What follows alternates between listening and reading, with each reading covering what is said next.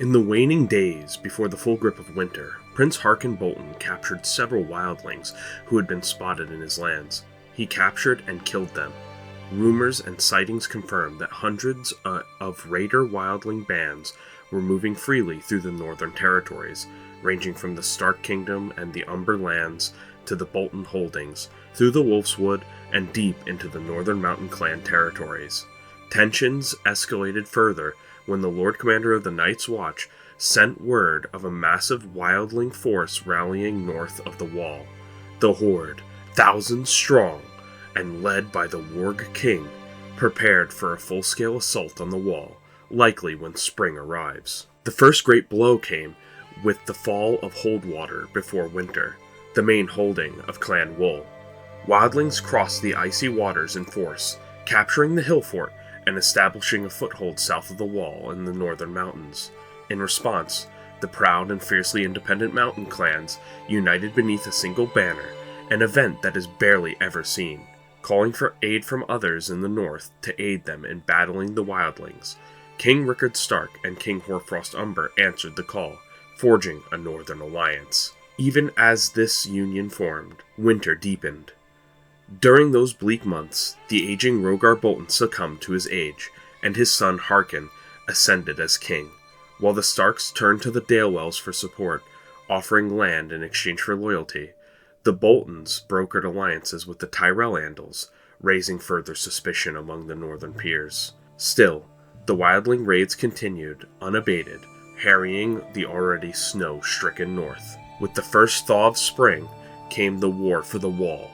Northern forces, Starks, Umbers, Glovers, Greenwoods, and the unified mountain clans converged at Holdwater to meet the wildling threat.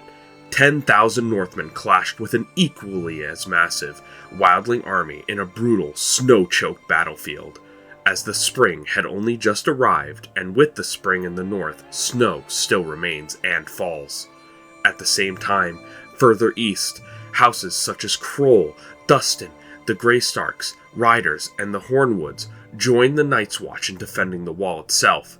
The Night's Watch barely held the Wall. Thousands fell in the carnage, and only the united front of the Night's Watch and Northern Bannermen prevented its fall. It was a battle of attrition, and barely a victory for the Night's Watch and the Northmen. Rallying in the aftermath, the North marched upon the Wall for a final reckoning. Every major house answered the call, save House Bolton. From the Neck to the clans of the High Passes, the North descended upon the wildling lands in a thunderous campaign. In the bloody battle that followed, 17,000 Northmen faced 25,000 wildlings in the forests beyond the Wall. Northern courage and unity turned the tide, and the Warg King was defeated once again. Over time, and after numerous bitter skirmishes, the wildling resistance crumbled.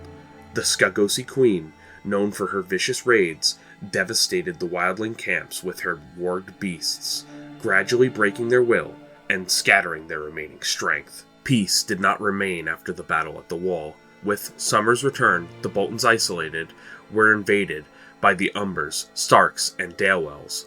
The Boltons were backed by the Tyrells and their Andal-aligned vassals. The Boltons fought desperately. The war was savage. Skagosi raiders raised Frosthold, and beasts from the Isle of Skagos left the Boltons' lands ravaged. Eventually, the Boltons accepted defeat. The Dalewells took Keystone, the Umbers seized the Frostfields, and the Starks and Umbers' long war with the Boltons ended in a decisive, but costly victory. After the conflicts ended, Mor's Umber ascended to the throne after the death of his father, Hoarfrost Umber. Hoarfrost will forever be remembered as a fearsome warrior of House Umber for all time. Still, the Boltons endured in defeat. After nearly 50 years of constant war, the balance of power had finally shifted into the favor of House Stark. And yet, the future remained uncertain. For now, an Andal ruled in Keystone, and time will only tell if the Faith of the Seven will come to the north and eventually make it its new home.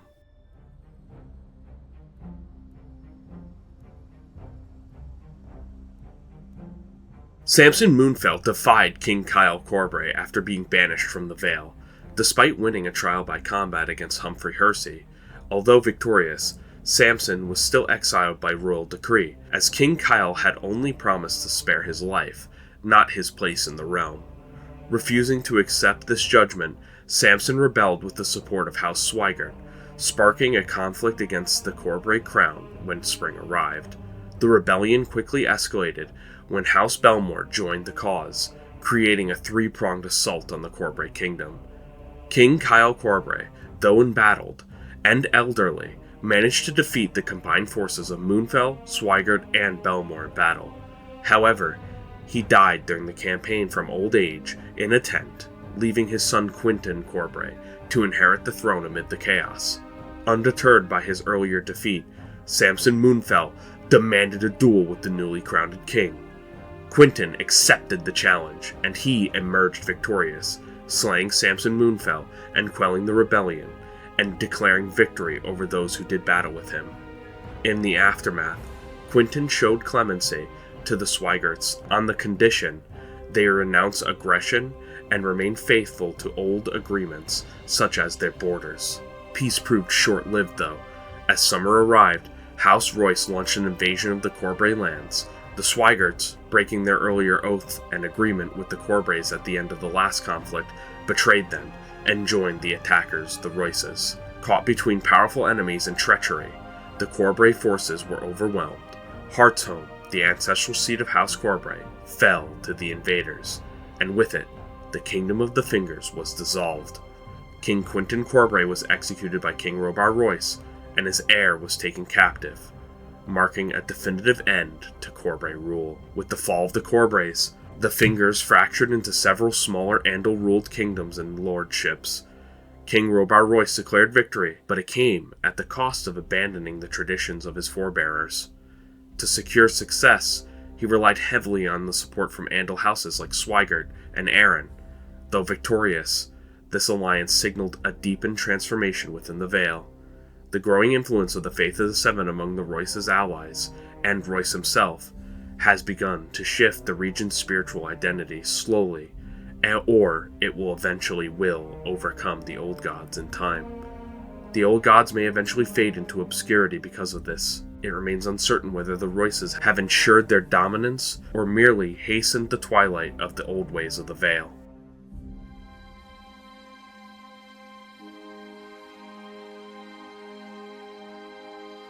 Following the death of King Armistead Vance, a new era began in the Riverlands as the rivalry between House Vance and House Mudd gave way to an alliance through marriage.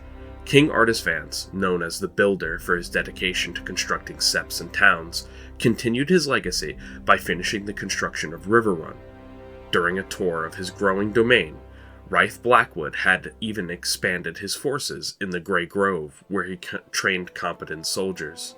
Artus became the first Vance monarch to also visit Oldstones, the seat of House Mudd. While in the Kingdom of the Mudds, King Artus formed an unexpected friendship with Prince Eric Mudd, the future ruler of the Mud Kingdom.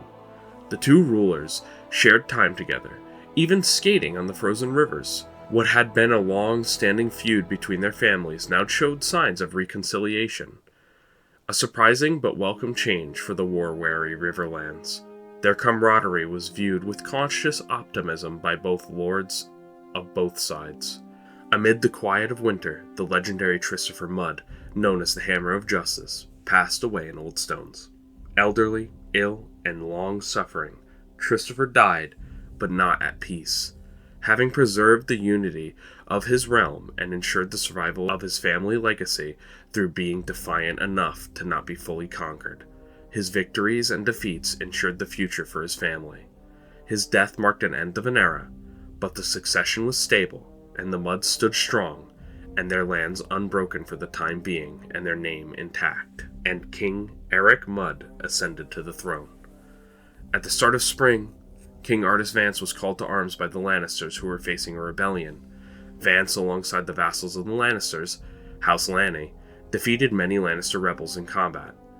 King Artus Vance and Lord Lanny sieged down Castamere and the seat of the Craycalls, while the Lannisters were off at war in the Reach. It took them nearly 4 or 5 years of sieging before King Artus Vance finally returned home to the Rivermark. His vassal, the Braxes, also went off to war in the Reach, supporting the Risleys in the conflict, and fighting alongside them in the Golden Grove before they had to return to assist the Marbrands with a first-man rebellion inside the Rivermark. In late spring, King Eric Mudd launched a bold campaign to seize Maidenpool from the Darklands, aiming to expand his influence and secure a victory for the start of his reign. The timing was delicate, for the Dusk Kings of House Darkland had recently conquered the Hog Kingdom and parts of Cracklaw Point, and tensions in the region were still high. Yet the conflict proved to be brief. Neither side summoned their full banners, and only a single battle was fought outside the gates of Maidenpool. The Mudds were defeated, but the loss was honorable and limited in scope. They returned home without disgrace, and peace soon resumed. Overall, the Riverlands had remained relatively calm in contrast to its turbulent recent history, with the Faith of the Seven continuing to spread as relations between the Mudds and the Vances were for the first time stable.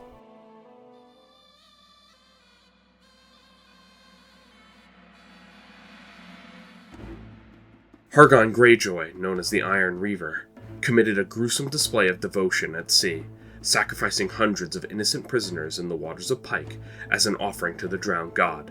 The sea churned with blood, and from its depths arose a monstrous kraken. Whether drawn by the blood and meat or sent by the drowned god himself, none could say.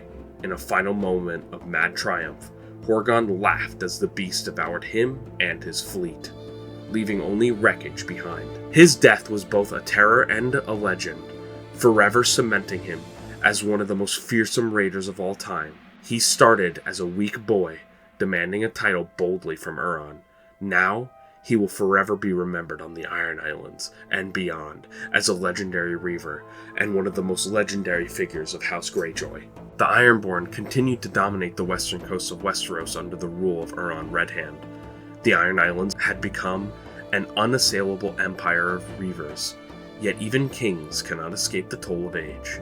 As winter ended, Euron Redhand passed away, content to let his legacy speak for himself. He cared for little for what came after, believing his name would echo forever in Ironborn lore as their greatest king.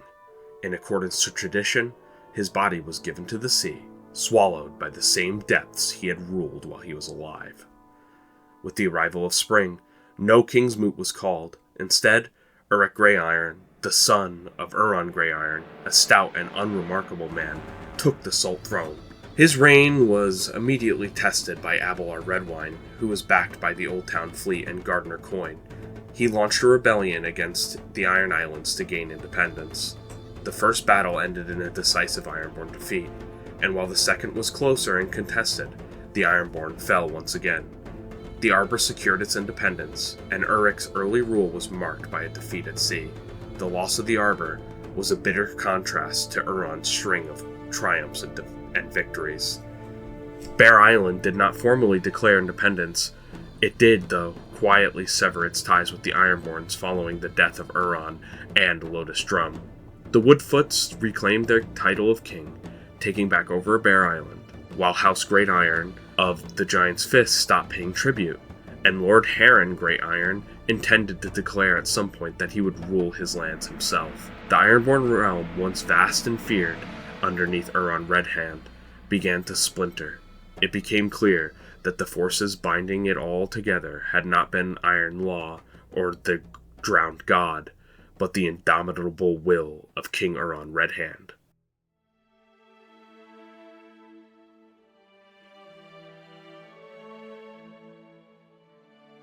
The Rock prepared for an inevitable clash with the Reach come spring. Despite the looming threat of war, the Lannisters made a final attempt to avoid an open conflict, offering to sacrifice the Risleys in exchange for land and peace. The proposal was cold and calculated, but the Gardeners rejected it outright, refusing to reward them with one of their vassals. They desired to return the Golden Grove for peace. With diplomacy failed, war loomed on the horizon, and the Westerland braced for the coming storm as they waited for winter to end. When spring arrived, King Tyrion Lannister summoned his banners, only to be met with betrayal. Houses Rayne, Dale, and Crakehall rose in rebellion, each driven by their own grievances with King Tyrion, though united with their disdain of Tyrion's rule and his call to war after numerous Ironborn raids in the past. They labeled him a tyrant and wished for him to be removed as king. King Artus Vance of the Rivermark came to the aid of his ally King Tyrion, and his sister, who was married to the son and heir. The campaign in the Golden Grove to the south was brutal and bloody. King Tyrion arrived, and he witnessed as unexpectedly the Stormlands joined the Reach, and the Green Queen had arrived as well with her children of the forest. The alliance having been secured by King Gawain when he was alive, she sent the children of the forest to aid the Reach and Stormland armies against the Lannisters and Risleys. Battle after battle scarred the Golden Grove, and though the Lannisters and Risleys fought fiercely, the tide had turned against them. King Gawain of the Reach emerged victorious. Facing mounting losses and political pressure, Tyrion agreed to peace. The Risleys were stripped of their lands, and the Lannisters were forced into a Gardener marriage alliance. Still, they retained their own lands, as the Reach, bloodied by war, refrained from further demands. Humiliated and enraged, King Tyrion turned inwards. He lashed out at those who had betrayed him. He ruthlessly hunted down the surviving members of House Rain, executing them and seizing their holdings, while looking for those who were still hidden. Despite King Artus Vance's counsel for mercy for House Rain, House Dale was also punished, their lands given to the loyal House Rexley. In Crakehall, Tyrion executed the Lord Crakehall and his son, sparing only the grandson, as they were a child of Freyne descent, and they did not wish to anger the Gardeners, who had stated that they would protect them. All surviving traitors were forcibly converted to the faith of the Seven. Defeated on the battlefield and consumed by wrath, King Tyrion descended into paranoia and bitterness, his rule growing darker and darker with each passing year.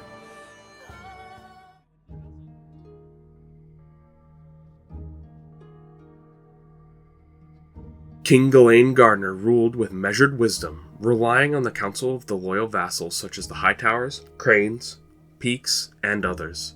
As winter settled over the realm, Gawain sought a diplomatic solution to the tensions with the Lannisters and the Risleys. He was being very patient. He offered generous compromise to the Risleys, where they could retain their lordship over the Golden Grove lands so long as the castle itself was returned to House Rowan. In return, they would bend the knee and affirm their loyalty to the Reach and House Gardner, and it appeared to Gawain that the offer would likely be accepted by Robert Risley. Gawain mustered his forces and marched to the Red Lake as spring arrived, where he joined Josera Crane in the anticipation of Risley's responses, as his response would dictate where he would march next. Behind closed doors, though, the Risleys had met with the Peaks during the winter, who secretly the Peaks promised them an even better bargain to ensure their vassalage by the Reach. Emboldened by this, the Risleys presented the plan to King Gawain with the steep demands they desired: lands, titles, the right to remain their faith, and more that was promised to them previously. Surprisingly, King Gawain agreed to all of it, all of the demands, even though Robert Risley was likely half expecting that he would refuse it. Yet the deal crumbled because Robert Risley, heavily influenced by his mother, Sarah Rowan, refused to commit even after being given everything that he had desired. Despite being offered nearly everything he had asked for, Robert gambled on war, believing greater rewards awaited him through conquest. His gamble would prove disastrous. The Reach, backed by the Stormlands, went to war with the Lannisters and the Risleys, and emerged victorious. Gawain, though unwilling to cede core Reach lands to the Lannisters or the Risleys, was reasonable and calculated. He granted the Stormlands back the House of Caron, which they had lost generations earlier to the Gardeners, and arranged marriages to cement their alliance. The Stormlands, driven by a desire to halt Andal expansion and the spread of the Faith of the Seven in other lands, supported the Reach not out of friendship or kindness, but out of a shared cause. The presence of the Green Queen and her allies further solidified this alliance. Together, they crushed the Risley and Lannister coalition after a bloody war. While the Golden Grove campaign raged on in the Reach, the Hightowers and Redwyne struck a decisive blow against the Ironborn, securing the independence of the Arbor. Though the Misty Isles remained outside of the Reach's control, reclaiming the Golden Grove and winning the war restored confidence in the Gardner line and Gawain's rule. He also rewarded an Andal by the name of Catherine, who had fought along his side. He rewarded him the lands of the Garden Coast, which Dalewell had previously refused in the previous conflict fought in the Reach, making a strange alliance between them. With the Risley threat neutralized and the Reach more unified than before, Ghislaine turned his thoughts towards peace. His patience, once doubted, had triumphed.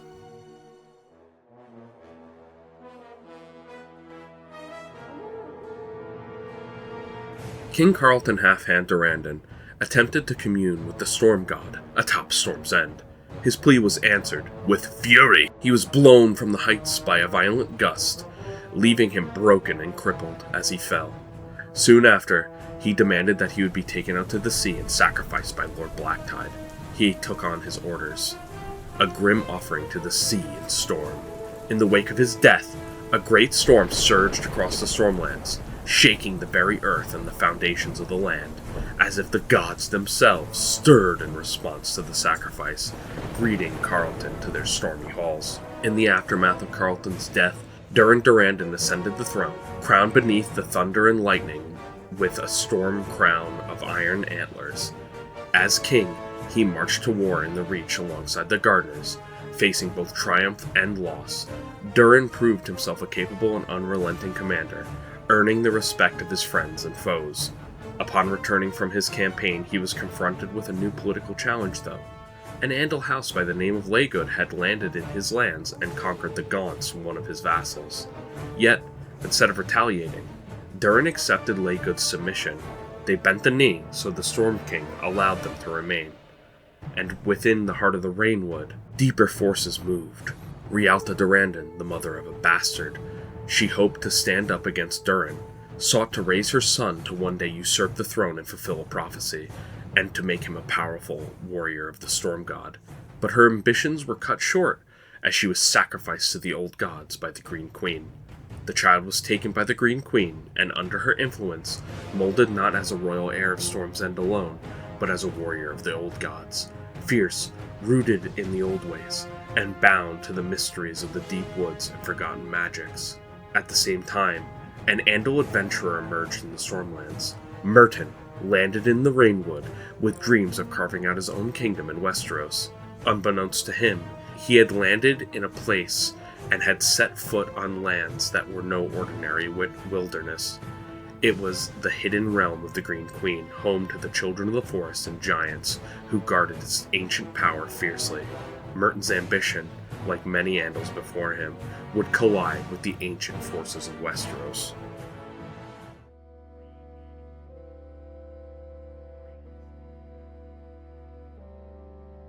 During the Desert Winter years, an alliance of Dornish kingdoms led by the Ironwoods and Dry Lands, with the support of Andal houses such as Santagar and Corgyle, launched an ambitious assault against House Dane. The primary aim was to restore the lands of the Corgyles, which they had recently conquered, and which had recently been stripped away by the Danes after their victory over the Corgyles, and to diminish their growing power. The conflict was fierce and bloody, with both sides suffering heavy losses. However, in the end, the Corgyles emerged victorious alongside all of their Dornish allies, reclaiming their lands and re-establishing influence in the Dornish deserts. Amidst these political struggles, it was the desert clansmen who suffered the most. These nomadic people, long dwellers in the deep sands, found themselves caught between rival powers and used as pawns in a war that was never theirs to begin with. Many of them were slaughtered outright, their villages and tents razed, and their traditions disrespected. Their only desire had been to live freely in the sands, never imagining that the very land they revered would become the subject of such bloodshed among nobles that they ignored for such a long time. With the passing of King Edred Lake of the Greenblood, the kingdom now faces a time of uncertainty as its lords gather once again to choose another new ruler. Unbeknownst to the people of Dorne and Westeros alike, a greater storm may be brewing across the sea, as whispers speak of a second wave of Andals, more ships, more swords, more zealous knights. It appears that the Andals would never stop coming.